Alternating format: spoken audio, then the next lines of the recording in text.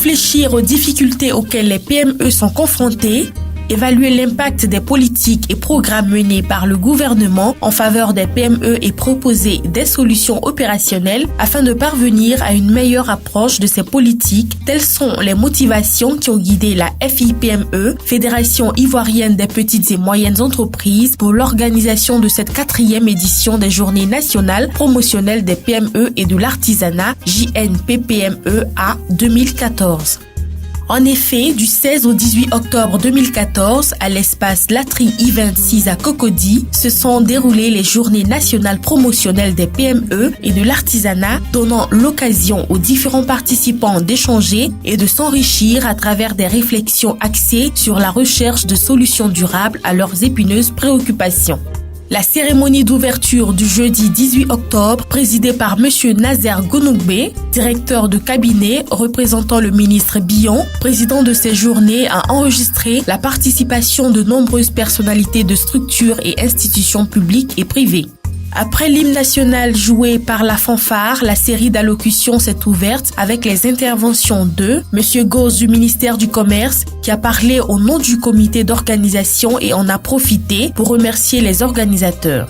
De Dr Boguifo, président de la FIPME, lequel a souligné que ces journées permettront de proposer des solutions durables aux problèmes des PME et l'exécution des marchés, la faiblesse technique et managériale des dirigeants des PME. Nous espérons, a-t-il dit, que les PME pourront passer de 12% de contribution dans la formation du produit intérieur brut PIB à 35%, voire 40% d'ici 2020, à l'image des pays dits émergents. Et de M. Gounoubé, qui a mis l'accent sur la stratégie mise en place par le ministère pour le développement et la compétitivité des PME. Il a passé en revue les problèmes qui minent le secteur des PME et a souhaité que des mesures pratiques relatives au financement des PME soient proposées à l'issue des travaux afin de leur permettre de participer à l'émergence du pays.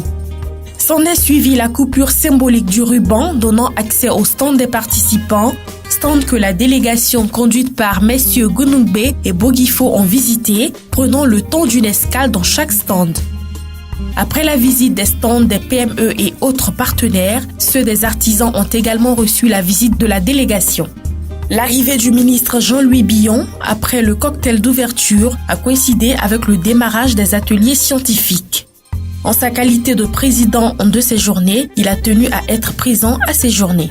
Ainsi, 4 panels de 13 ateliers regroupés autour de 2 principaux sous-thèmes ont constitué la trame des travaux scientifiques. Le premier sous-thème, la politique de développement des PME et de l'artisanat, vision et perspective, a été décliné en 2 panels de 5 ateliers portant entre autres sur le programme Phoenix et le code de l'artisanat dont les décrets d'application sont attendus, sur la problématique du financement des PME et de leur accès au marché public et privé, etc.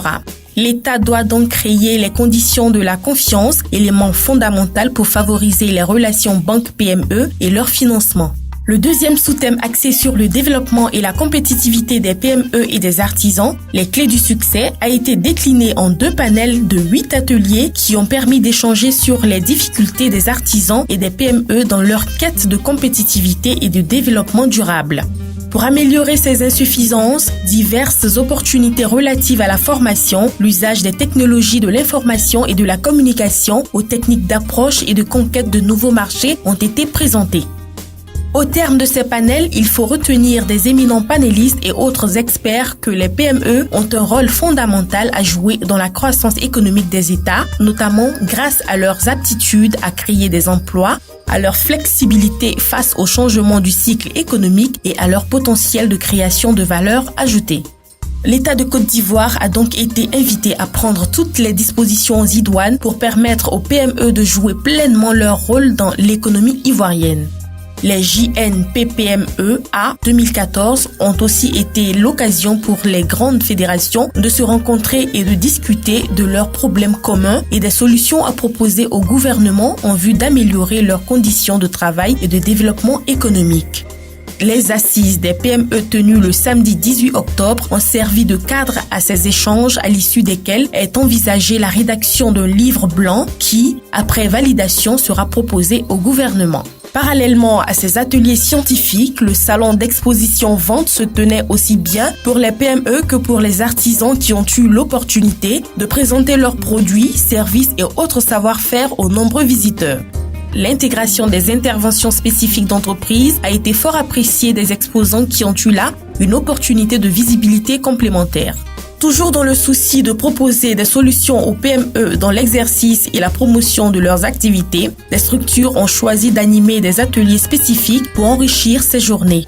Ainsi, le vendredi 17 octobre, la RTI a présenté ses solutions de communication adaptées aux PME. Le FDFP a exposé sur les enjeux et défis pour les PME d'avoir des ressources humaines de qualité, quand Microsoft a présenté la vision et les opportunités du cloud pour les PME en Afrique. Après 3 jours d'activités et d'échanges fort enrichissants, s'est tenue la cérémonie de clôture avec la présence encore une fois de nombreuses personnalités, avec à leur tête le ministre Jean-Louis Billon. Après la lecture du rapport final des travaux scientifiques par M. Bertin Angoua du ministère du Commerce et de l'Artisanat, président du comité scientifique, et celle de la motion de remerciement par M. Vincent Aboya, vice-président à la FIPME, l'honneur est revenu à Dr Joseph Boguifo, président de la FIPME, de lire son allocution.